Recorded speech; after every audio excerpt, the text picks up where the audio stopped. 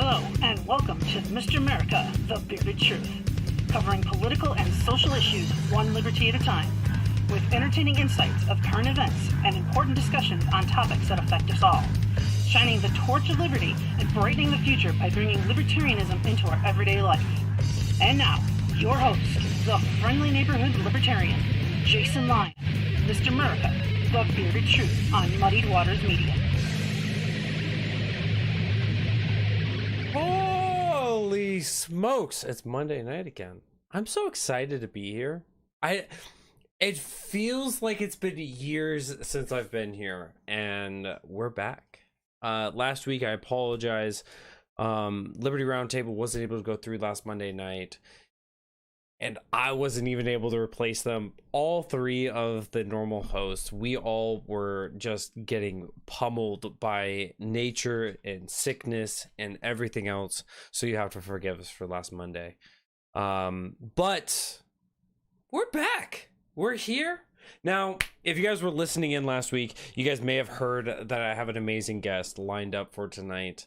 I still have an amazing guest lined up, but it's not the amazing guest that we were talking about previously. We had to reschedule for unforeseen circumstances, but I promise you, I've got a great guy on the ropes here. He's going to be in the hot seat. He doesn't really know that he's going to be in the hot seat, but now that he's listening to this, he knows that he's going to be in the hot seat. Because we got to learn about all the Muddied Waters things. We got to get the mud on Muddy Waters. So I'm joined, of course, with Matt Wright, and I'm so excited for that. I've always loved having him on. He will always be top tier, one of my faves, if you will. And so we have him coming on. But before I can bring on that amazing man, we got to do some housekeeping. So, of course, this is Muddy Waters Media production, which means that you can find this episode and every other episode on muddywatersmedia.com. I'll get to updating on that. But so whether you guys are finding us right now on a live stream, you guys are finding us on Facebook, YouTube, Twitter, Float, Twitch, wherever it is, thank you so much. Thank you so much. But do us a favor, help us pimp out the page a little bit, pimp out this content, whether it's this show or other shows. Make sure you guys are commenting. Make sure you guys are interacting with one another. Make sure you guys are sharing this to your own timelines, to your own feeds. Get people in here. They need to be a part of the Muddied crew. And so make sure you guys are doing your part. And we love you and appreciate each and every one of you for that. And while we're loving and appreciating, I've got to appreciate. While we're showing love and appreciation, I do have to say thank you to Matt and Spike for continuing to give me a platform where I put Matt Wright in the hot seat. But to give me a platform to come out here to give you guys my views, my opinions, my stances on things going on. It's always incredible to be able to have that. And so thank you to Matt and Spike for this. And of course, if you guys want to really lean into the Muddy Waters crew, if you guys really want to lean in and become Mudsketeers, I'm not going to give you the full title because I'll leave that for Spike and Spikeisms. You guys can head on over to anchor.fm/muddiedwaters/subscribe, where you could be a part of an exclusive group, getting exclusive content. You guys will be able to get, speeches from around the country, from Spike and from others. You'll be able to get potentially the Muddied Beard. I think that was the name. I think that was the name of the one. The Muddied America. There we go. I've got a fantastic producer in my ear. His name is Matt Wright.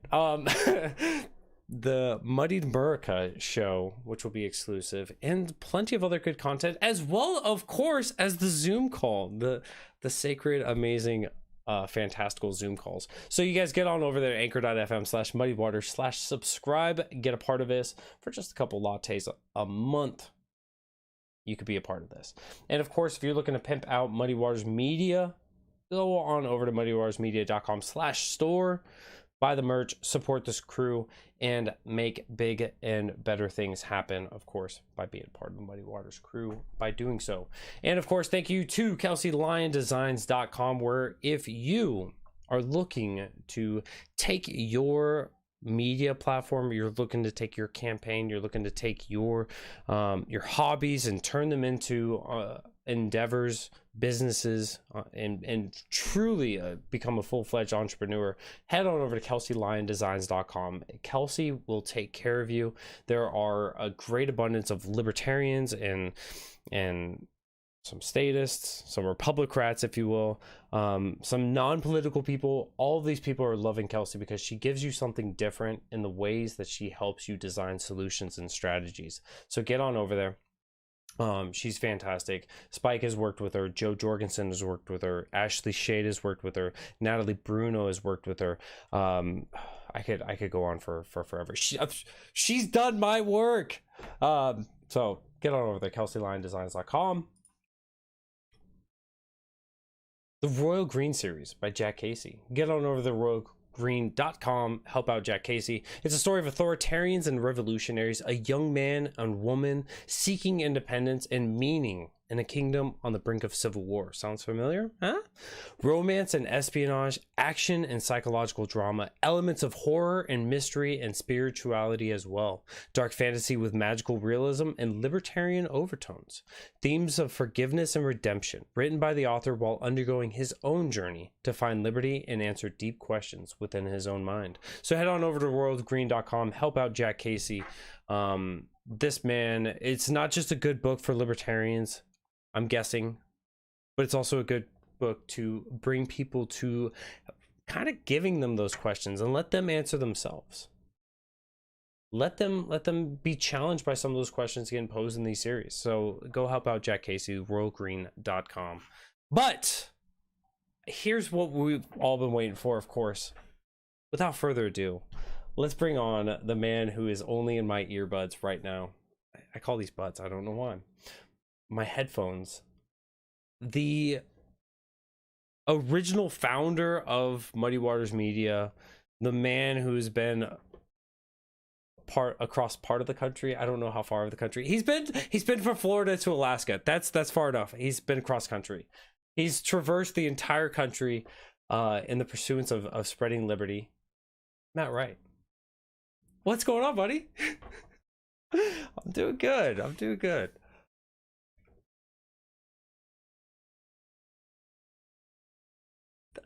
We can embellish facts. It's okay. You were trying to traverse and there was liberty in some of the things you were doing along the way. Therefore, they can't hear you because I had you muted. Oh. We fixed Matt. You guys can hear Matt now. So now that it's questionable what Matt was saying, he definitely was not saying that he was not traversing the country to not pursue liberty.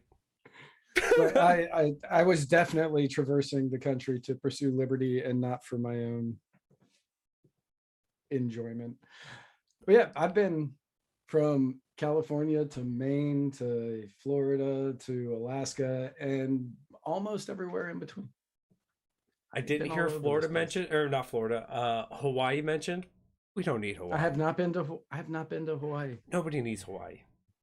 Yeah, no, nobody needs it. No. Let's give it back. Yeah. Give it back to the Hawaiians. Yes. Give it back to them and let's just go. Let's go be free. That's not the correct thing there. All right. Perfect. So tonight I messaged Matt like what, 4 hours ago, and I was like, hey, you guy, you want to come talk about Muddied Waters Media? And you were like, yeah, cool. Little did he know that there was a plan already in place. I have questions. Yeah, I was like, man, Monday's the day that I do notes for tomorrow, and for the Tuesday night show. And I was like, well, we've been doing this long enough. We like Jason enough that we'll wing it tomorrow. Oh, this is good. If this brings up my first question. So for the idea of Muddied Waters Media, was this ever like an actual planned thing, or was it always just kind of what we've seen recently of let's just see how it unfolds? Yeah, I mean, like any great idea, it started out with it was somebody else's idea. They asked me to do a podcast because they had seen me talk in front of the Florida legislature, and they knew that I was the vice chair of the Libertarian Party of Pinellas County. And they were like, hey, you and I should do a podcast together. And I was like, no, that sounds not fun. And I was right. But he wore me down, and eventually he and I agreed that we would do a podcast. And I said, hey, look, if we're going to do this, if we're going to do a podcast together, we have to treat it like a business, because it's something that if I'm going to do it, I don't want to do it for fun. I want to make money at it. And he was like, okay, deal. And he and I had very different definitions of what treating it like a business meant. And so he and I, we didn't work out as business partners in it, and he ended up leaving. He went on to go do other things, and good for him. I root him I root for him in everything that he does. He and I are still good friends, so no love lost at all. Yeah. But that was when Spike and I started doing it together, and we have been just exponentially growing ever since. Just winging it the whole way here. Yeah. Do you know how to do this? No, let's figure it out. I will say, from like the backgrounds, and I don't want to like uncover too much of us, but in some of the meetings that we've had, it was, hey, should we do this in the future? Hey, what did you just do it? Yeah. Oh, people are getting emails right now. They're right messaging now. us right now. Yeah. This is when I make a decision to do something, I am pretty much just going to go, okay, well, we're going to do this now. And when I say now, I mean right now. Yeah. And if it works, great. And if it doesn't, lesson learned. But you have such a success, and I don't know if you've seen the title of today's episode, but it's Making a Movement. And I certainly, as I say here, a part of the Muddy Waters team, taking my own bias away from this, you guys have been able to be so successful in creating a movement of people going out and actually not only being educated on so many more things, right? From the current events that you guys are talking about, you guys are bringing in philosophy, you guys are bringing libertarianism into a digestible way for people. People have been able to grow because of what you and Spike are doing week in and week out. From the show notes that you're putting off on Monday nights to come on here, from the content that you guys are able to produce, not only through yourselves, but through your amazing fiance and my wife and everyone else who's being a part of everything else. I don't know if I just broke the news for some people on here. Hopefully I didn't. But I asked Spike to be my best man on the show live Tuesday, so that worked out well. Nailed it. Nailed it. So yeah, Austin Peterson is in the comments. Yeah, I love Austin Peterson. Yeah. I didn't know if that was the Austin Peterson, so I wasn't going to be like, I'm assuming it is. I'm assuming it is because I've met Austin multiple times. So yeah. I like Austin. Good.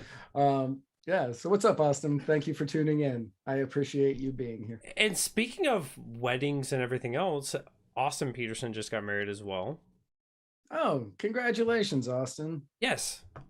I'm blanking on his wife's name and I feel terrible for it. I followed her before I followed him, which makes me feel even worse. And I probably shouldn't be saying this. I didn't even know he was engaged or seeing anybody. Yes. They had a beautiful wedding. It very much was. It didn't look like a huge extravagant wedding, which I'm very grateful for. But it was very. I don't know how to describe it. I'm terrible at describing things. I'm just not going to try that. How about that? It was beautiful from what I saw on Twitter, though. Damn it. I'm gonna have to go check that out. Yeah, yes. Austin and I hung out a couple of times when he was running for president back in. Stephanie. Her name is Stephanie. Yes. Yep. When he was running for president, Austin and I hung out a couple of different times, and he asked me to write a couple of articles on Kratom for him, for the Liberty Republic. So look at this. Look at this. Matt Wright not only being a great advocate here on Muddied Waters Media, making differences here, but he's also helping others make huge impacts on Kratom and everything else. I'm surrounded by royalty here. You gave him Kratom for the first time. I did. Well, I absolutely did. He had a better reaction than most people the first time. And so a lot of people, when there's this guy down here in Florida who's a good friend of Brian Lambrecht named Matt Skopek. And I gave him Kratom for the first time and he knew nothing about it and he drank it really quickly. And then he started breaking out in sweats and looked like he was going to get very, very sick. Oh. And Austin did not have that reaction because he did not drink it. I also told him, don't drink it quickly. I don't think I told that to Matt. See, I would be terrible and I would like chug it. Yeah, don't do that. No, yeah. Well, don't do that. This is amazing. I'm so excited for this. So I don't want to, Austin, I love you. I love what you do. While I have Austin in the chat, I want to say this. Whenever I see the name Austin Peterson, whenever I see Austin Peterson come across my feed, I just think of I'm that libertarian. Absolutely. And I remember as soon as Feldman said, you know, I'm Austin Peterson, I'm that libertarian, and Austin Peterson just karate chopping, I was just like, woo! I love I'm that freedom ninja libertarian. Yes. I'm that freedom ninja libertarian in Austin. Yeah. Moment. Iconic. Instant iconic. But yes. Mark Feldman, yeah, R.I.P. R.I.P. That was a sad day. It will.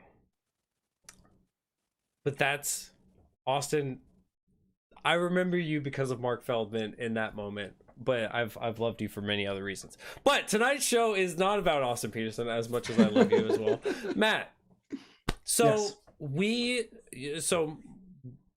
being Muddied Waters Media. Muddied Waters Media started from there. Now you've gotten to where you have a growing cast of show hosts, and you've got your typical 5 days a week shows, but you've got some new things intertwining into it occasionally on different intervals. What's the next big step for Muddied Waters Media? What is the vision? So we hit big 5 years this year. We did. 5 years from now, what does Muddied Waters Media look like? So 5 years from now, all right, well, let's do this on the fly. Yeah. I did say the future. So 5 years is future. So yeah, in the next 5 years, I would like to have a Muddied Waters Media app where people can tune in and watch shows as they're airing live, but also get a complete backlog of all of our shows. So that it would be a one-stop shop for anybody who is a Muddied Waters fan. That's the next really big goal I have for Muddied Waters Media. And then we will probably have to do subscription based only to that, but you would have access to all the shows. We would still keep the shows that we have on Facebook and YouTube. Mr. America, The Bearded Truth, Muddied Waters of Freedom, My Fellow Americans, and The Writer's Block would all stay on Facebook, YouTube, Twitter. But we would have a bevy of other shows coming in that people would only be able to get if you subscribe, and you'd be able to watch it on the app. That is the next big goal that I have been looking at. Mm-hmm. Honestly, in the next five, I don't know what the dog did, but it's bad because I can hear Sarah through this wall. But that's the next big thing that I've been kind of looking at and trying to figure out how to do. And then after that, it's about increasing subscription base, so that way it makes it feasible for us to have this app. And I don't want to work anymore. Like, I want to just do this, which this isn't work for me. This is fun. Yeah. I'm reminded of that quote of, if you do what you love, you don't work a day in your life. Right, exactly. And I love doing this. Every aspect of this job, I love. Yeah. And like the people that I meet, the events that I get to go to, the shows that I get to do, are, I love building it. It's like every day is a new puzzle that I get to put together, and it's just so much fun. And it's different than, going in and having to answer to a boss. Like, I have complete 100% creative control over anything that I put out on the air, which is why I give that to anybody else that comes on. Like, you can do whatever you want. I don't care. Like, just make it good. Oof. Just make it good. And that's all I care about. Well, sorry guys. I'm getting canceled live on my own show. Tune in next week. So go ahead. So for full clarity, I could never cancel Jason. That is something that is not, I don't care if his show is the worst show we have. I couldn't cancel Jason, because without Jason, I don't know if Muddied Waters would still be a thing. Wow. And yeah, so it would be very, very hard for me to cancel Jason for any reason. Like, if he came on and he's like suddenly went like all alt-right, like just started spewing Nazi. I've had the accusation because of the haircut. I've had the accusation. I have too. Like, that's why I like don't like gel it up anymore. But yeah, I used to get it all the time, and I'm like, my co-host is Jewish. My fiance is Jewish. Like, clearly, they're just beards for you. My coffee mug says "Love you a latka." It's all just a cover up. It's the greatest cover ever. Yeah, I'm playing that long game. It bothers me so much that you give me so much credit for Muddied Waters Media, and I just gave you guys opportunities that I could. I love you guys. So I want to know, because you know me, I'm pretty retarded when it comes to, I don't know if I can say that. I'm pretty dumb when it comes to tech. I'm also pretty dumb when it comes to using words that you're not supposed to use. You just guaranteed the show gets demonetized. That's fine. So I am very slow at learning things when it comes to tech, and so I didn't get to ask this. So I get to ask this to you live. You guys had your 5-year anniversary episode of Muddied Waters Media the other week, 2 weeks ago, I believe it was. And I'm gonna try to see if I can remember exactly what I was gonna say. So you're gonna get like a weird rendition of this. It's always awkward whenever somebody tries to do a recorded thing live for you, but welcome to the show, Matt. So hey, Matt and Spike, 5 years, 5 whole years. That's like all the fingers on one hand, each symbolizing 1 year. That's how long Muddied Waters Media has been, and I am so incredibly happy for what you guys have done and grateful for everything that you guys continue to do. So I have 2 questions for you. The first question is who's your favorite bearded person on Muddied Waters Media for a normal show host? And the second one, which is clearly much more important, what was your favorite moment with Muddied Waters Media? I get to ask you this, I don't get to ask Spike this. So yeah, well, obviously you're my favorite bearded, it's not Spike show host. Spike's got a he's little not bit regular. He's not regularly bearded. That's true. All right, we win. Yeah, when I think Spike, the beard isn't what I imagine. No, for some reason, like, I always just remember him. So one of my favorite episodes or favorite moments of Muddied Waters Media was Spike basically passed out like early on in the campaign days. Him passed out on the show, and he had like that 5 o'clock shadow. So there was a beard in that moment. So Spike will forever be bearded in my head. Yeah, I remember that episode. That was his 2-year anniversary of being the co-host of Muddied Waters, and he fell asleep. Everything that I had was like centered on Spike being awake, being conscious. And I was just Yeah, he just had to be awake. And he like passed out, and I was like, yeah, so Spike's asleep, and I'm not gonna compliment him while he's asleep. Yeah. He's It sleeping just like a baby. feels weird at Yeah, this point. definitely.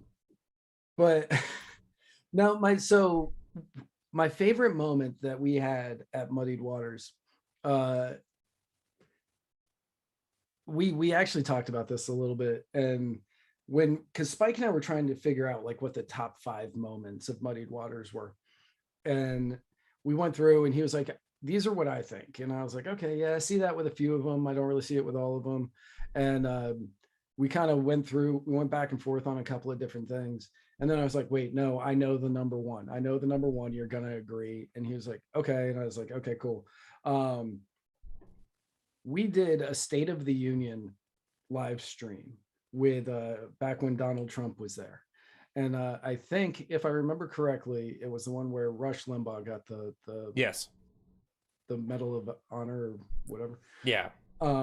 Whatever he got. And it was that episode. It was that State of the Union. And we were doing that. I think that was like the first show we did on Float as well. But we had Float going, and we were across all of our platforms, and we had Float for the first time. And the comments were going nuts. And we were like, man, this is crazy.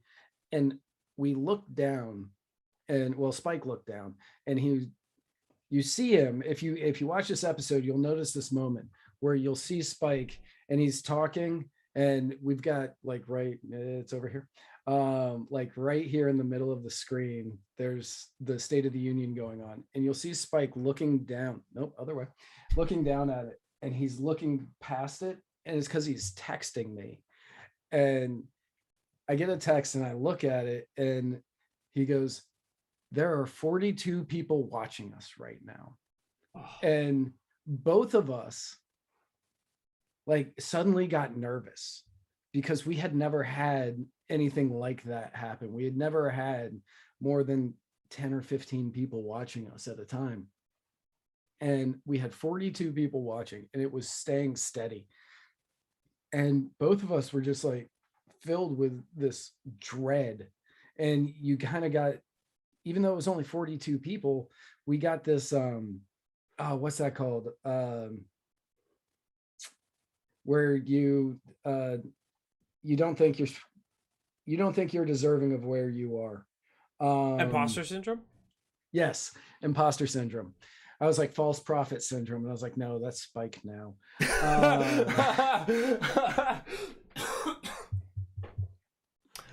But yeah, we got both of us got imposter syndrome live on the air. Oh. But we were just like, just keep, it's just it's the two of us talking, making fun of Donald Trump. Yeah.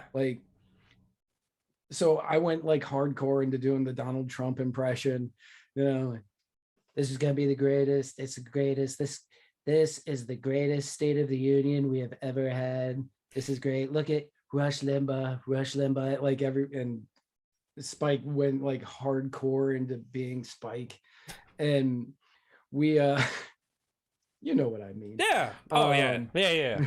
Spike doing Spike. But Spike being Spike. Yeah. So we but it was this moment where we realized we have an audience, we have a voice, people will tune in, people want to hear it. During that episode, I was more nervous during that episode than any other episode I have ever streamed or been on. And some of those have had thousands of viewers. Yeah. Over 2,000 people watching me at one time. I was not as nervous doing that as I was with 42 people doing that State of the Union. And it is my favorite moment, because that was when Spike and I were just like, okay, this is something that we can do. It's always amazing. And I still get goosebumps thinking of that moment. I really do. It gives me chills. I think it was we had just recently changed something with the Muddy Waters Media. I think it was to the subscribers, and I said, Matt, we have this many subscribers. I was like, Yeah. how the hell did we fill? I think it was like a classroom. I was like, we have a classroom full of subscribers. Now we have two. We have two classrooms. Like, it's amazing. You know, the credit, of course, has to go to you and Spike. As you guys are like averaging well above 42 average viewers, and you guys are nailing it and killing it. But yeah, no, that first moment of like the realization of I have potential here, and I think that State of the Union was probably before the presidential debate. Oh Yeah, that State of the Union was 2018, 2017. No, it was 2019. So that was just before. Yeah. Yeah, that was before. That was before we did the South Carolina. That was before we did the South Carolina. That was before we did before Spike and Berman got together. That was before the really dark time of Muddied Waters, where we were like, why are we even doing this? It's amazing. I wish that we could like chart it out of like the confidence in Muddy Waters Media, like the aspirations and everything else, so that people can see like it's not daisies every day. I mean, you guys may have seen it just from me personally, right? I took a long hiatus on podcasting and everything else. Part of it was for the professional life. I was working 60, 70, 80 hours a week, and it was just like, I don't have time to allocate 10 hours a week to this. I don't have time to allocate an hour to this. But then after that, like I hit burnout, and I was just like, that imposter syndrome of there's nothing that I can do. I'm not right. There's better libertarians. There's people more philosophically sound than me. There are people that have experienced this more, all this other stuff. And so it was like, why am I doing this? And so like that ebbs and flows of just confidence in yourself and certainly the company. I would love to see that. So at the beginning, 5 years ago, when we first started doing this, confidence was real high. At the time, our show was only on SoundCloud. It was the only place you could find it. I figured out how to put it out to like Apple and Spotify and all the other places. But it was only on SoundCloud for a while, and we were getting better numbers then than we were up until like a year ago. But that was like right at the beginning, and then it just tailed off and people stopped listening. Yeah. And so at the beginning, I was like, okay. I was like, man, podcasting is easy. Look at this. We just got to figure out how to make money at it. And like all of it has been this learning process on how to do it better and how to do it because initially I didn't want to do video. I only wanted a podcast. Yeah. I was like, no, I don't want to do video. Now we can't get your face off of anything. Like your face is just there. I'm like Fauci. I'm like, you want me to be on camera? Let's go. Let's do this. Yeah. There's a black couch. That's fine. I'll sit on the couch. It's okay. Why not? Why are these five guys behind me? But yeah, like I only wanted to do audio at the beginning, and Muhammad, my previous co-host and co-owner, he was like, no, we really need to do video. We need to do video. And I was like, man, I'm not good at doing the video stuff. And he was like, yeah, we'll figure it out. And that was code for you'll figure it out. And you want this to be a business, bud. You got it. Yep. So I started looking up how to use things and how to make everything work. And slowly we were getting there, and everything continued to look a little bit better and a little bit better and a little bit better. And the sound was a little bit better each time, usually. It's Muddied Waters. Anybody who watches us regularly understands that joke. That hurts me in my soul. But we just kept trying to figure out incremental ways to make it better, as opposed to saying, okay, we have a great product, let's put it out. We said, we have crap and we're going to put it out, and we are going to learn how to do this as we go on. Yeah. And if you listen to our first episode, which a few of the people here I know have, you'll hear the difference between that episode and anything that you see, anything that you hear today. There was no way we were doing graphics and overlays and sound bumpers or anything like that. We had no clue how to do any of that. So everything we were doing was just learning it as we were doing it, and with the goal of making a good product that successfully put out the message of liberty. And yeah, Jake LaBelle was one of the people who listened to it. He said it was extremely painful. Yes. Yes, it was. But we wanted to spread the message of liberty in a way that was entertaining, that was engaging, that was educational. The 3 E's of any sort of learning scenario. Yeah. Most libertarian podcasts that were out 5 years ago were very dry, and they were very boring, and they were your what's it, Tucker, Justin Tucker, the bow tie guy? Sounds right. Yeah, well, Tucker. Tucker. Like the Tucker, the bow tie guy. They were all like him. And while I love Matt Kibbe, and I think Matt Kibbe's great, I think that he is very dry. I think that's one of the problems a lot of libertarians have, is that we're so philosophical based. We're so ingrained with like the facts, the logic, the philosophy, that we have the best ideas. We know we have the best ideas. How do we make it digestible? How do we make it to where people go, right, I want more? Exactly. And so we wanted to make one that was fun, that was engaging.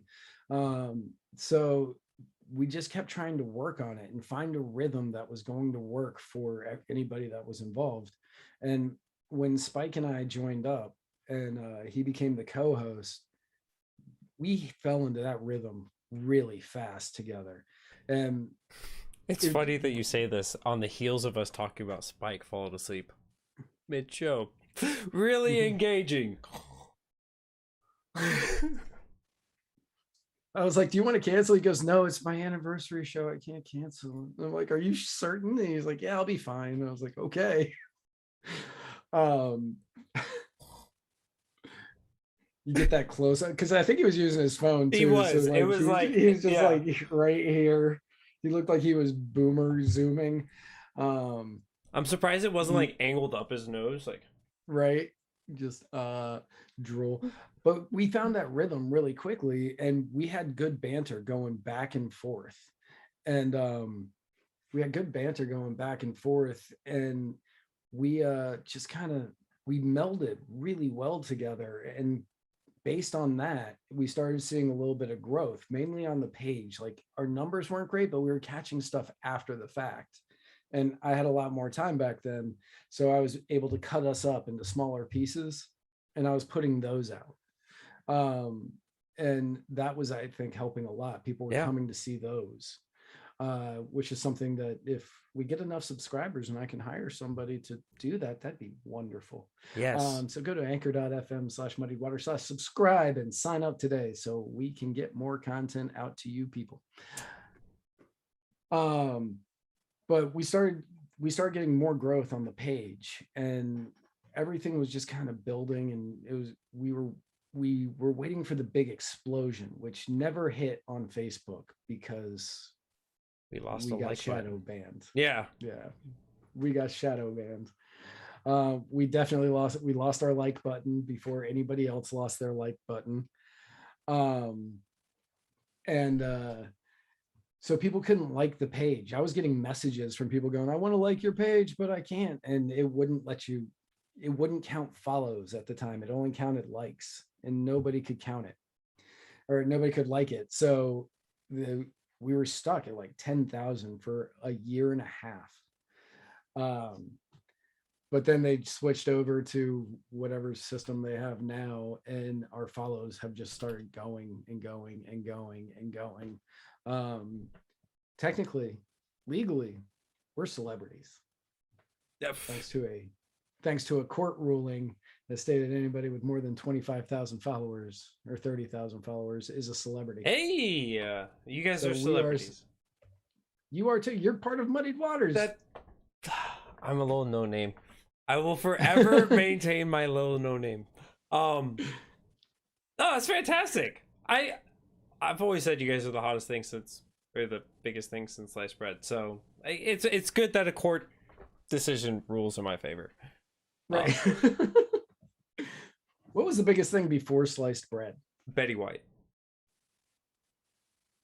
I don't think anybody knew who she was, though. I'm was going to get in trouble for this. I'm going to get in trouble for this. Okay. She was prophesized like Jesus. All right. People knew of Betty White before Betty White was Betty White. Fair. I was going to say it was probably the cotton gin or the printing press, but we'll go Betty White. COVID hasn't taken her out yet. Oh no, I'm going to get in so much trouble if she dies before her 100th birthday, like in less than a month. Yes. People are going to blame you. Especially if it's COVID. Hey, you ready for more people to come see Muddy Waters? I'm going to clip that section and be like, it's Jason's fault. Oh, come watch his show. It's going to go viral, instantly viral of just everyone. I mean, we thought the country was united after 9/11 of like hating and like wanting to come together to fix this. No, Betty White dies of COVID before her 100th birthday. This guy will have literally 360 million people after me. You typed mud skeeter. Yep. Mud skeeters. I was actively listening. Skeet that mud. Yeah, so but like after the State of the Union, we had a massive down period. We had like 100 people listening to the podcast every 2 weeks, and we really didn't see a reason to continue doing this. Like, nobody's listening. We get 8 viewers a show. Like, at this point, we may as well just call each other once a week and talk. And for the record, if you guys ever decide to quit, like, I want that. Right. Oh yeah. No, I mean, we'll do weekly Muddied Waters calls. But we're not quitting anytime soon. We've got so much more to do. Just so much more. I'm so excited for that, because what you guys have been able to accomplish in the last 2 years together, and being able to support one another, it's truly inspiring, right? Spike was able to run a vice presidential campaign.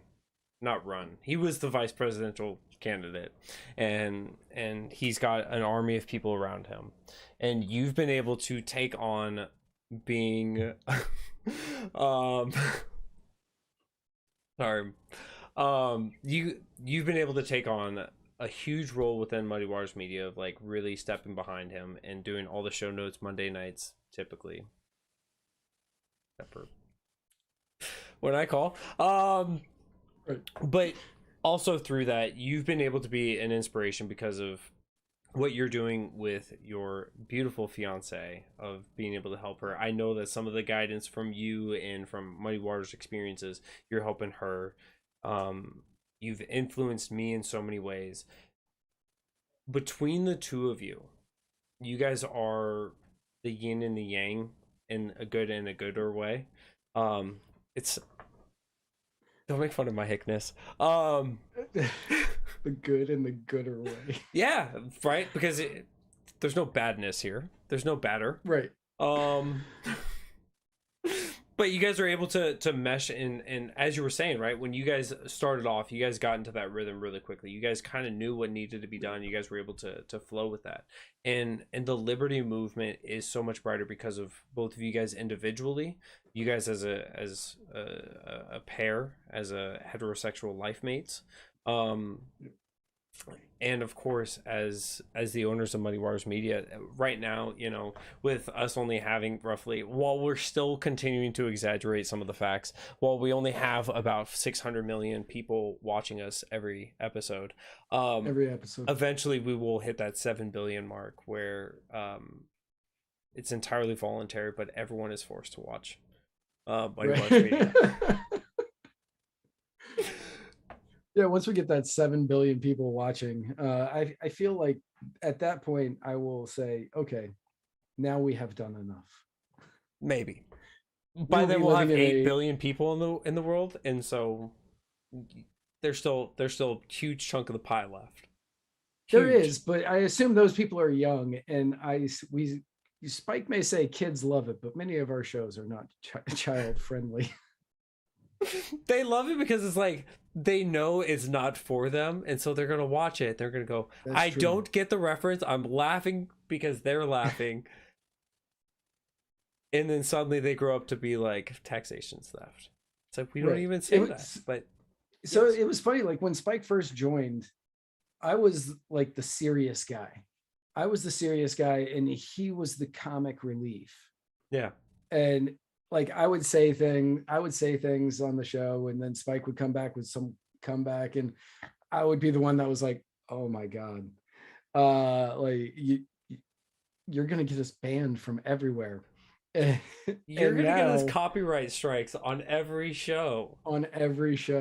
Back then we didn't care. We weren't monetized anywhere, so it didn't matter.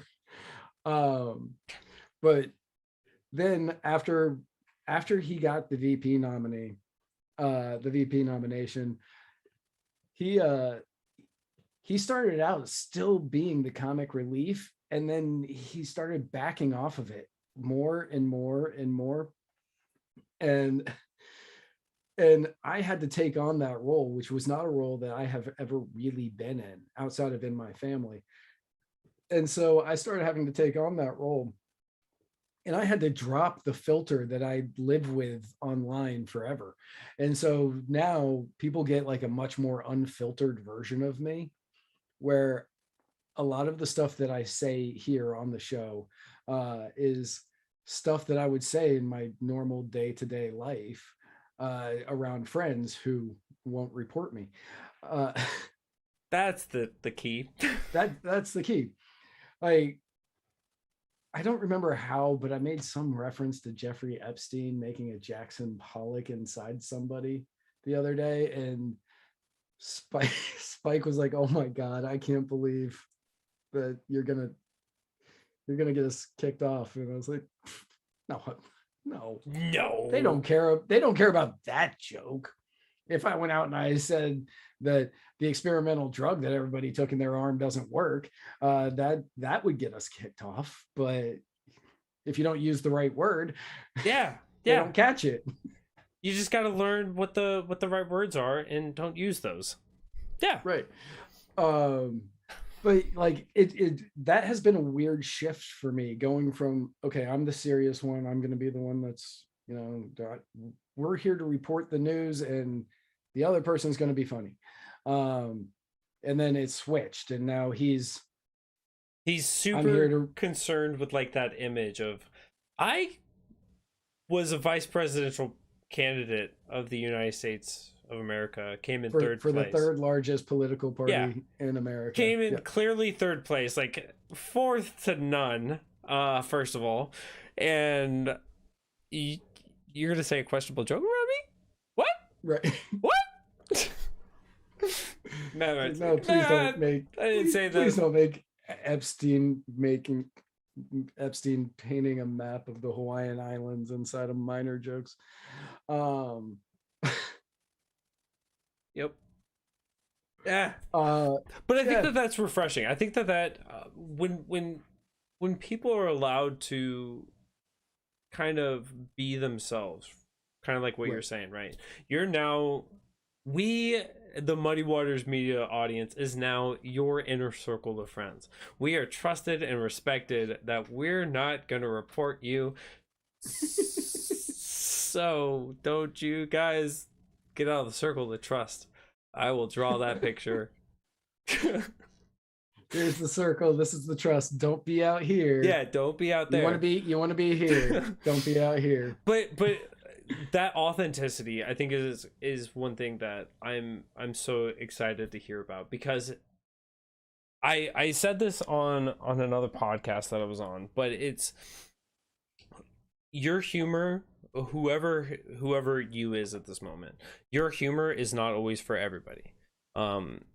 But when it is for that person, you know, you get a laugh. And oftentimes we look at media, we look at social media, and we see like the cancel culture where people are like, not only did I not find your joke funny, but I think that you need to have serious ramifications for it. And it's just like, bruh, could you Right. just like scroll, like just take your thumb and go, ugh. But could you just take your mouse wheel and go, ugh. Like, just scroll on.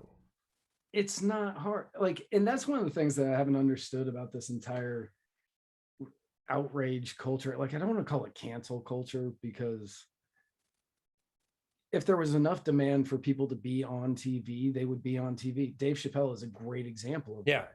Yeah. They tried to be like cancel culture on Dave Chappelle. He's got 2 more stand-up deals with deal for 2 more stand-up shows with Netflix. He's killing it. And he's killing it. And it's because people will continue to sign up for Netflix and they'll continue to watch. Some of them are paying to watch, to be outraged, while others are paying to sit back, laugh, and enjoy it. Dave Chappelle's a hilarious man. Like, sidestepping of this conversation. I don't know how many times we've sidestepped to get here, but Dave Chappelle, like, this man was hilarious when he did Chappelle Show. I was actually, so for those of you guys unknowing of where I work on an assembly line building cars. I was standing underneath a car putting an exhaust in earlier, singing one of Dave Chappelle's songs from the Chappelle Show.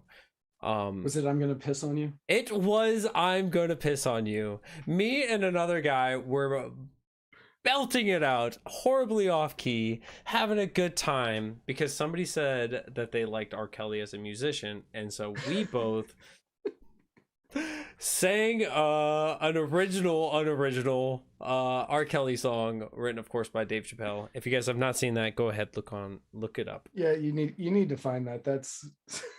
But That came out right after the R. Kelly came, like the video of R. Kelly yes, peeing on a 14-year-old or whatever she was. topical 16-year-old and hilarious, but so funny. But the point that I wanted to make was that's what Dave Chappelle has always been. He doesn't care what is at that moment that is untouchable. He says, that's untouchable, touch. And he makes it hilarious. And so that's why for me, like, when he does this in those Netflix specials, why they're going to continue coming is because he goes, you can't touch this? Touch.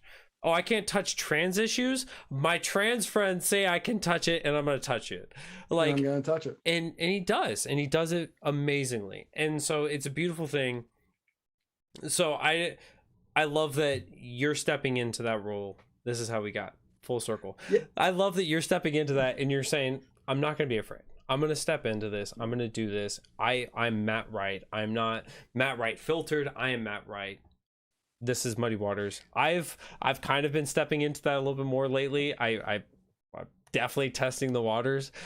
This Betty White thing is really a big plunge here, potentially. We'll see how the future holds up. But I think that that authenticity is incredibly important. And in all fairness, if Betty White happens to die between now and her 100th birthday, it's not because of COVID. It's because she's 99 years old. It's not because of COVID. But her UPS man had COVID and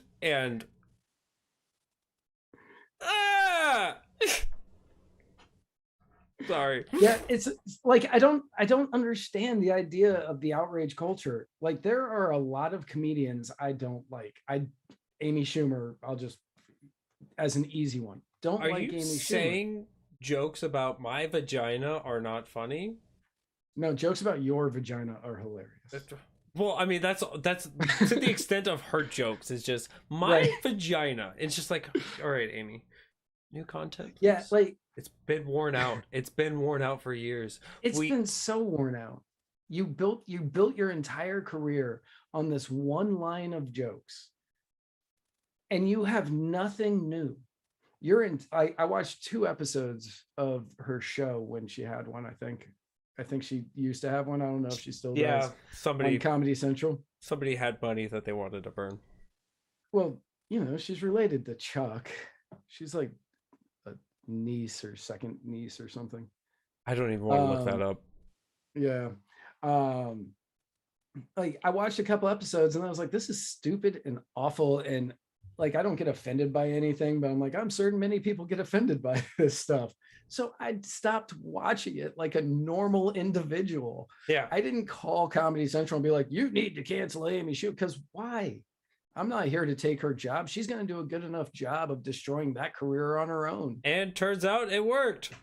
It did. Like I'm trying to think of somebody else that I don't like. Nah, it's just Amy. Back in Amy. Yeah. Like Kevin Hart. Like this one's a little. I am not a Kevin Hart fan. And mainly like I think his jokes can be very funny, but he screams a lot. I don't like it when comedians scream at me. I don't need to be screamed at. Oh my God, you're Kevin Hart. You're Kevin Hart. Like you don't need to yell that. It's a fair criticism. It's definitely fair. But I find him. I find him funny, and I like him. Like I have seen him in things. I'm like, man, that guy, he's really good in this. Yeah. If he would only tone it down in his stand-up. But so like when I see his stand-up, I just scroll past it. I'm just like, I think I would enjoy hanging out with Kevin Hart, but I would love to hang out with him if The Rock was there. If it was just Kevin alone, I don't know. He needs that balance, and having a giant dude that they vibe so well together, that would set it up for me. But I mainly want to hang out with Kevin Hart because I want to feel tall. That would definitely. While we're talking about height, let's talk about Muddied Waters Media team and the heights department. Sure. How we're all exactly the same height. Except for me. Yeah, you're 1 inch tall. Yes! So the tallest of Muddied Waters Media. You are.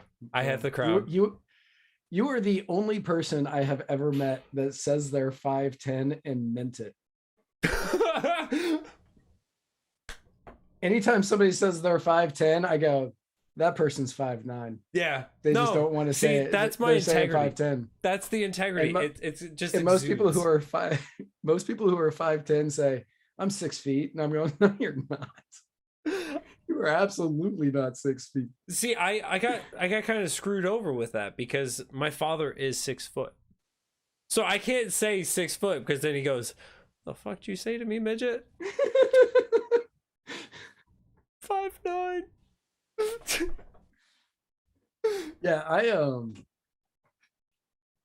hey buddy. You might not want to come on camera because we're live. And special guest.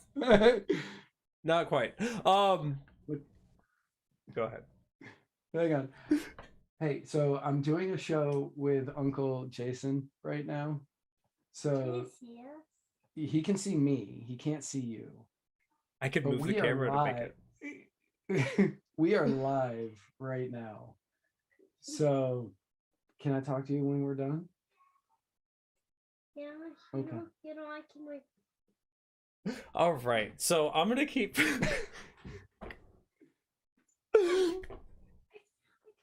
So we got here for, of course, because cancel culture is bad, which is something that we should never and not even cancel culture, whatever this mob mentality of trying to cancel things. You guys should never be doing this to Muddy Waters Media, of course, because Matt Wright is finally being Matt Wright, Jason is finally being Jason, and we're all moving things in the right direction. And so if you guys don't like something, you guys can feel free to blow up our inbox, but you have to give us a good grilled cheese recipe, otherwise we're not going to listen to it. That's right. It's true. And even if you do, we're probably not going to listen to your negative feedback unless you guys put it in a good way. I recommend I statements. And then potentially you may be able to get comment of the week, comment of the month, or whatever, which may be new exclusive content. I've just decided. Sure. I'm good with it. We'll cover it on Muddied America whenever we do our next episode. Which, for anybody out there who isn't a subscriber and you didn't happen to catch the live broadcast of Muddied America, it'll be very dated now because it's all Kyle Rittenhouse. But that was a phenomenal.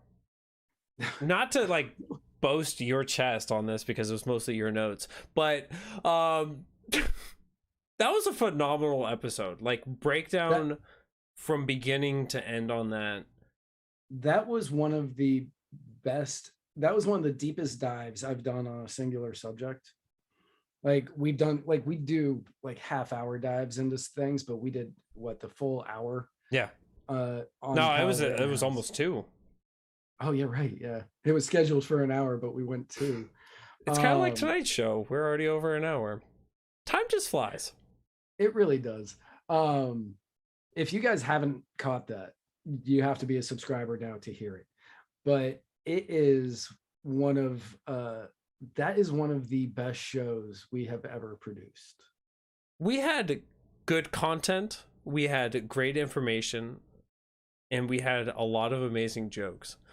Yes. And I don't remember the Gage Grosskreutz joke, but that one still tickles me. I know. It was something. It was about the candles. Yeah. So buying these candles will not be like decision. Will be not like not like the decision with Gage Grosskreutz. It won't cost you an arm. It won't cost you an arm. Yeah. Buying these candles won't cost you an arm. Yeah. So like Gage Grosskreutz.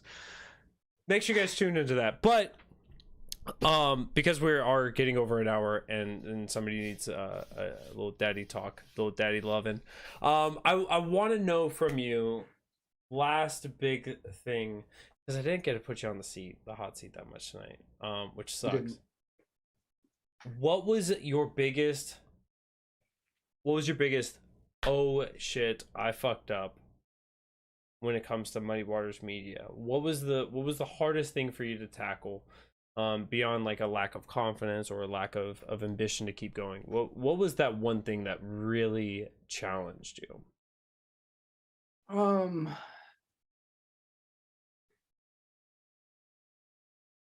So you know how there's the unwritten internet rule of don't read the comments? Ooh. I'm actively reading the comments of the show. Sorry, chat. I always obviously I always read the chat and stuff when I'm doing a show, but I try to stay away from comments after that. And the reasoning behind it is because when the George Floyd incident happened, when Chauvin murdered Floyd in the streets in Minneapolis, I wrote an article about it, and I got blasted for that article by a couple of people online. And it really made me question if I had like the right mental mind, like the right mindset, and the right knowledge to be able to do what I had been working on for, at that point, 3.5 years. And I was like, man, maybe I'm not the right person for this. And I started wondering if I was the wrong person in this position. And then I was trying to deal with all of that, and it just it wasn't clicking for me the way that it should have been for a few days. And that was like right when Spike was doing his thing. So I was doing all of the streaming and all of the notes and all of the website and all of, like, I was doing everything behind the scenes. I was doing everything behind the scenes, and I was like, why am I doing this? We make like $8 a month. Is this really worth all of the time and effort I'm putting into this? And I might not even be the right person. And then I started going down the rabbit hole of, maybe if it is, maybe if the right person was doing this, we'd be making $16 as opposed to 8. Yeah. That's 100% improvement. Like, that's phenomenal. Yeah. Exactly. So I went through like that really dark phase.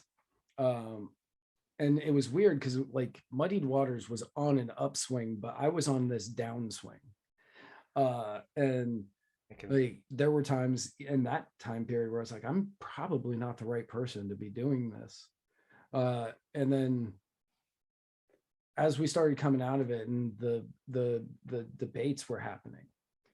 Yeah. And I was streaming the debates and hosting and doing all of that. Like Spike was there, but I was the one doing everything outside of the talking. But it was during that was where we really gelled on, okay, now Matt is going to be the comic relief and Spike is the funny one. And like I made some offhand comment that was just whatever popped into my head, I just said it. Yeah. And you saw the look on Spike's face, and then the comments started coming in going, I'm so glad Matt's here on the show because he can say the stuff that Spike can't. And I went, oh, this is the job I have been dreaming of my entire life, where I don't have to have a filter anymore. Yeah. And so now I get to go out and say whatever I want. And in doing so, I'm not going to say that I wasn't a good libertarian or I didn't have a grasp on the philosophy of it, but it has allowed me to put forth the arguments for the philosophy in my own way without having to deal with, is this okay to say? Do I need to worry about this? Like, I can say everything in my own voice. And because I can do it in my voice, it was like this light bulb went off in my head. And I said, yes, I am supposed to be. This is what I am supposed to be doing.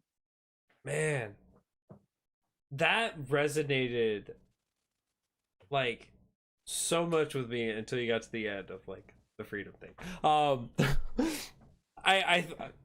I'm sure, I'm not even sure. The imposter syndrome thing is something that a lot of people face. I know I've struggled with it here and there, right? I don't have the resume that you have. I don't have the resume that Spike has. I don't have the resume that Eskimo has. What sort of resume do you think I have? You have been the first person to give Austin Peterson credit. You've written articles that have been read, reviewed, and challenged by online peoples. You have a social media company that has over 50,000 subscribers across all platforms. You have been vice chair of a state. Yep. No, just of the county. Just of the county. Okay, so I've got chair. All right, I beat you there. But they wanted me to be chair. I said no. Huh? Oh, but it adds to that. But it still adds to, right, being the vice chair of a county party, of being somebody being looked at to be pushed to state level, of somebody who, et cetera, et cetera. You have the resume. You have Eskimo libertarian. Saying, what the heck do you think? What kind of resume do you think I have? Somebody who is being compelled, being basically carried by pitchforks and torches to go run for office. Somebody who is when we talk about picking up the shovel and carrying it and carrying these loads of helping out children, of helping out the needy, helping out those who just need help in that time. Eskimo is there. Eskimo is, I don't even know if I could talk about some of the work that she's doing in the background, but here on Muddied Waters Media, she is grabbing people across the nation and going, you would be great on Muddy Waters Media. Here's why you need to be on there. And they go, could I? Like, Eskimo is that networking person. Eskimo, like, and to sing Eskimo's praises really quick. Yeah. Eskimo is probably the hardest working person at Muddied Waters right now. Yeah. Without question. Like, Spike is very hardworking, but a lot of that is for You Are the Power.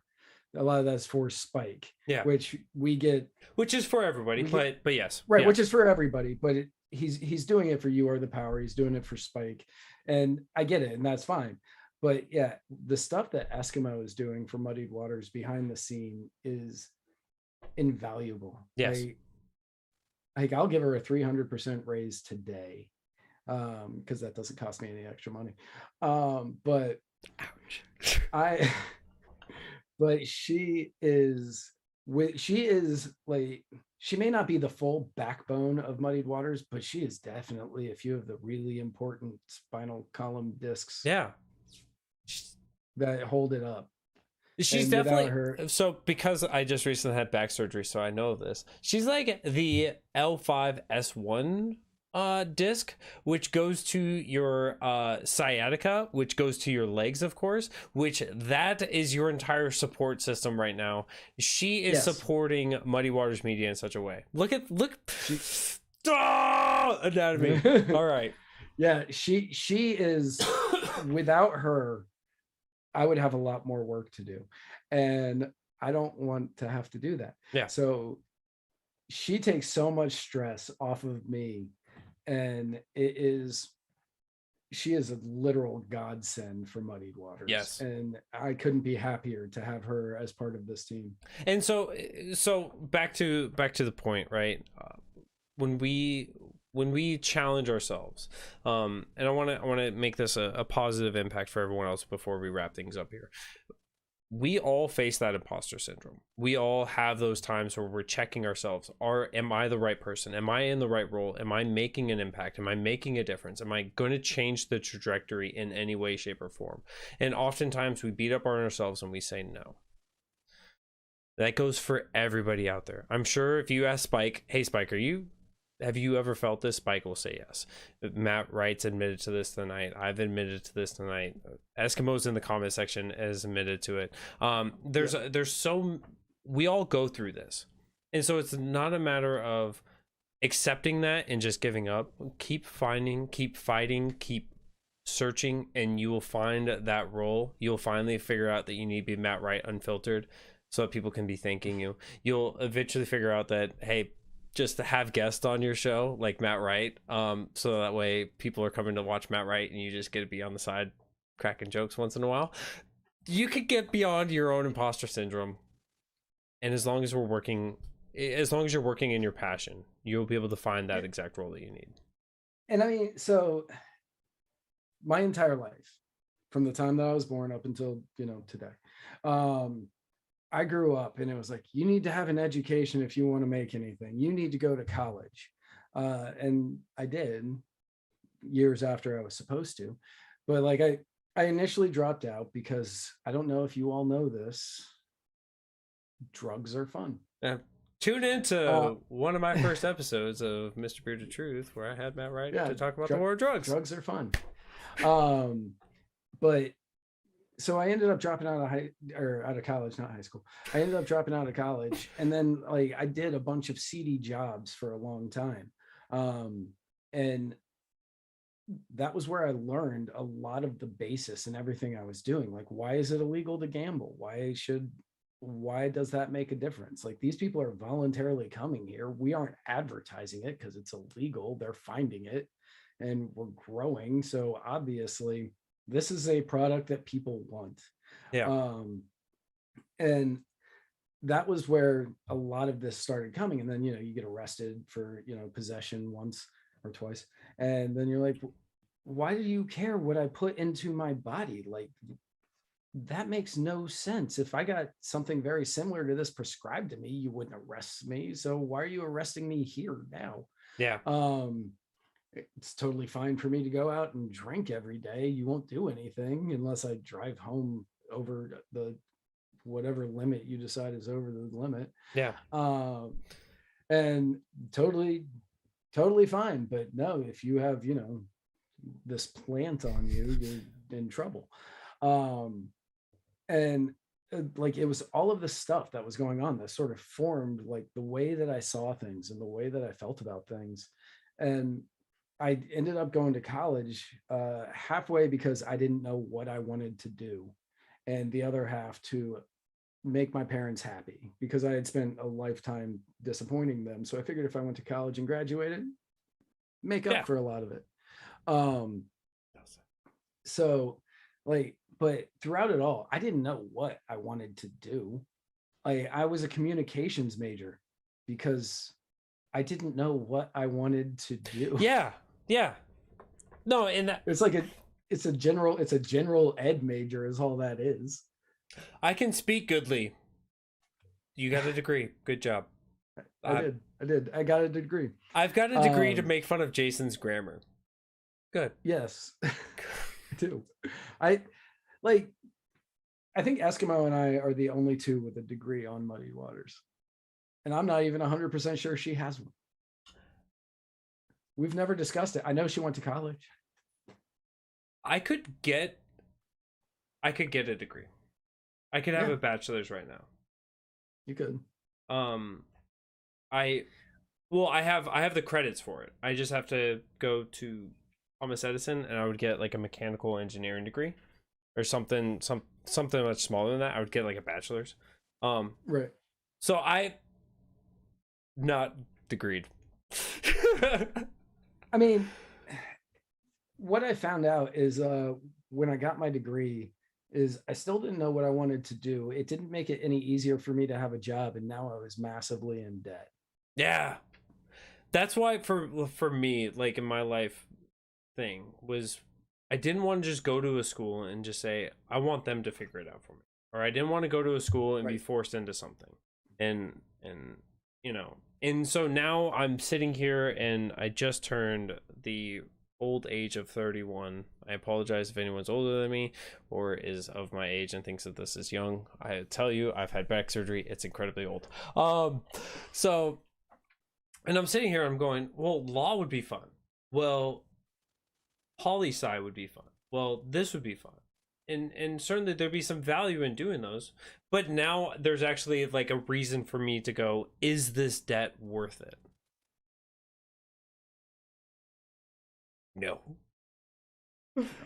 No. So, No. But yes. Yeah, it's like, so what we're building here, what you, me, Spike, Eskimo, what we're all building here, Brian Lambrecht, what we're building here at Muddied Waters Media, this is not something, I don't think this could be built by numerous people with numerous degrees. No. This is built because we have such a wide array of people who are working together for a common goal. It's not, okay, you have Eskimo has a chemical engineering degree, which makes sense. For building a media, yeah, it does. Building a media network, I don't know how much that helps. Engineering, yeah, I feel like engineering across engineering is engineering. So she, I mean, no, but it's chemical engineering, though. Yeah. I don't know. And Spike doesn't have a degree. You don't have a degree. I've got one in communication, which basically just taught me how to write good. That was for you. It's goodly, but I accept. Sure. Like it taught me how to write papers well. I can write a press release, but I hate doing it. It's not worth it. But everything that is required to make this run is the fact that we have people from all different walks of life, and that we have people with different experiences, and have people that educated themselves in their own way. And it's based on the life experiences that we've all had that makes this what it is. And because of that, we have built this family. Yeah. That is one of the tightest knit families I've ever been a part of, like families, yeah, the work family things. This is one of the tightest knit families I've ever been a part of. And you and Spike live in the same state. The rest of us don't. Like we are spread out literally from Florida to Alaska. But we are still congealed into this wonderful ball of awesomeness when it comes to Muddied Waters.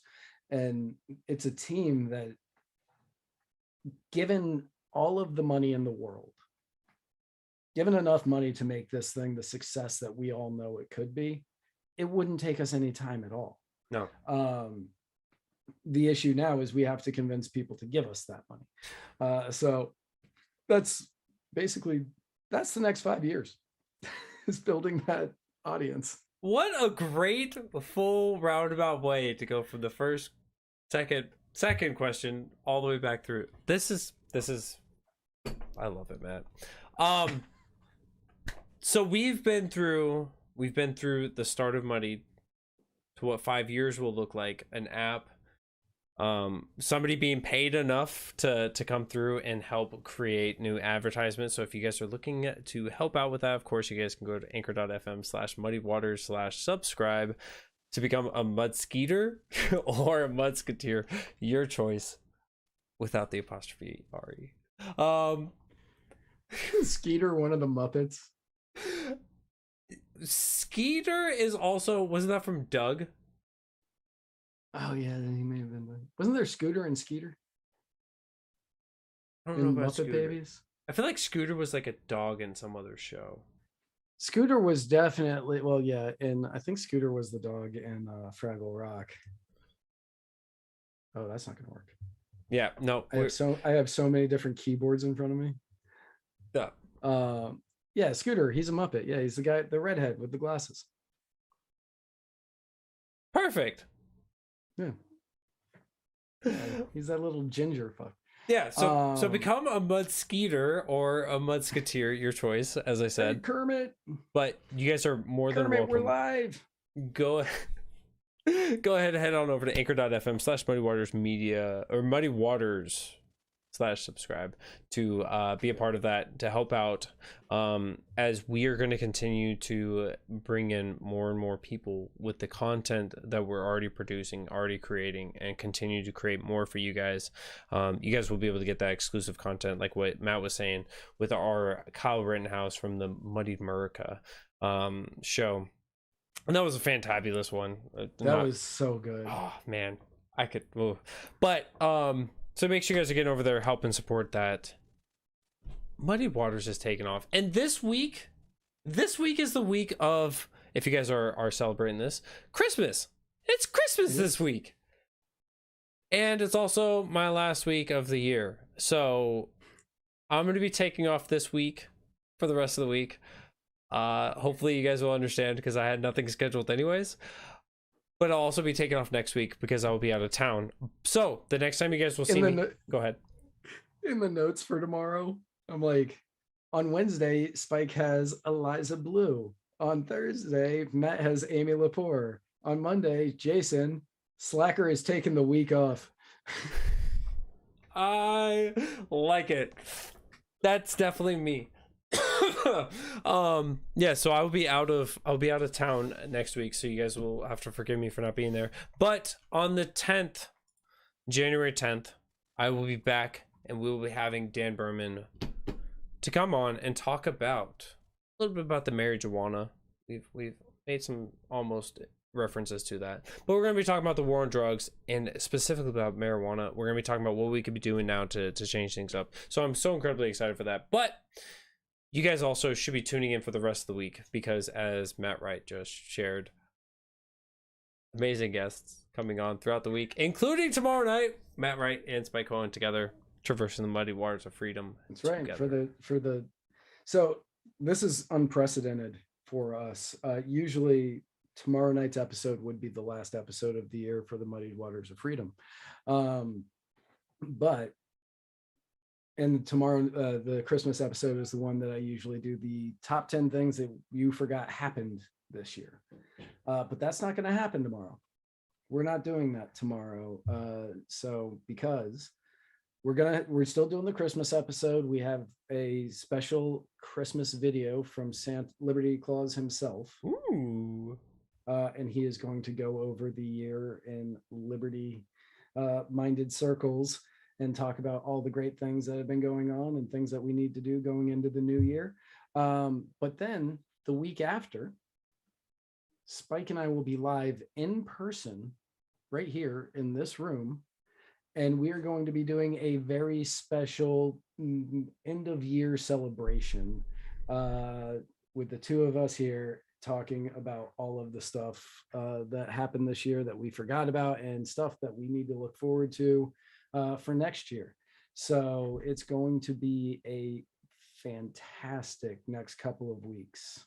I'm so excited for that. So I'm taking 2 weeks off, and in the meantime, Matt and Spike putting out amazing stuff as always. And you got Liberty Claus. And if you guys have not got to make your presence known with the one and only Tom Arnold, you need to do so quickly before the 25th, because if you are too late, he's guaranteed to give you worse than Cole. That's true. So get in on that. But I just requested to be able to see the show notes that you sent me before the show. It's not show notes. Oh no. Okay. Anyway, no, you'll like it. It's cool. Yeah. So it's a great. You'll see it. You'll see it. You have access. Yeah. You have access to it. I'll check it out. But with that, anything last that you want to share? No, I mean, remember tomorrow night, Muddied Waters of Freedom at 8-ish Eastern, with me and Spike Cohen parsing through the week's events. Like when's the first day of winter? Is that tomorrow? What is winter? Winter has already come. Winter has not come. When does winter start? I think it's tomorrow. Tuesday, December 21st. Tomorrow is that day. The first day of winter. Like the sweet winter wonder boys that we are. And then on Wednesday, tune in for Spike Cohen, who's going to have Eliza Blue live on Wednesday, 8-ish. Her story is amazing for anybody who does not know her story. She was a human trafficking victim, and she has come out of it, and she has been helping others who have gone through similar circumstances. It's an incredible story. She was supposed to be on 3 weeks ago, but Spike had some issues. So they had to reschedule for this week. So I've been waiting for this show since I heard about it. Yeah. And then I have Amy Lepore coming on Thursday, who is the vice chair of the Delaware LP. And what is going on in Delaware, if you aren't aware, is you're going to have to tune in to find out.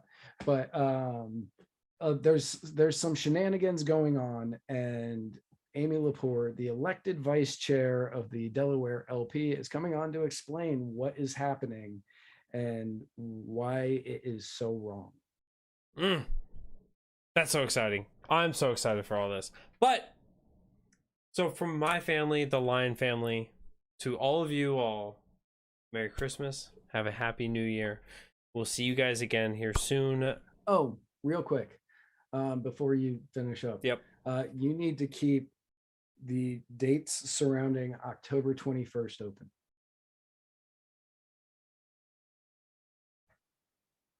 I don't know why that date. Because that's the date of our wedding, and I want you there. That's my birthday. Is it really? Well, I will never forget your birthday. I will never forget your anniversary. So, yes, I will keep that date open for you. Not a problem. Cool. I'm going in my birthday suit. Please don't. Oh, jeez. That's fantastic. All right, yes. I will definitely keep that available. Okay. But with that, everyone, love you all, appreciate you all so much. Hopefully you guys have a Merry Christmas, Happy Holidays, etc., etc. I think I said that properly. I think most people say it wrong. Etc. Yeah, they do. Yeah. Etc. Yeah, there we go. Boom. Look at that. Give me a communications degree. Anyways, love you all. Appreciate y'all so much. From my family to yours, Merry Christmas, Happy New Year's, and please be well. Tune in for the rest of the week for the amazing content from Muddied Waters Media, and of course next week. And I will see you guys the next time back here, January 10th, 2022. Woo! See you guys next year. Love you all. Take care. Adios.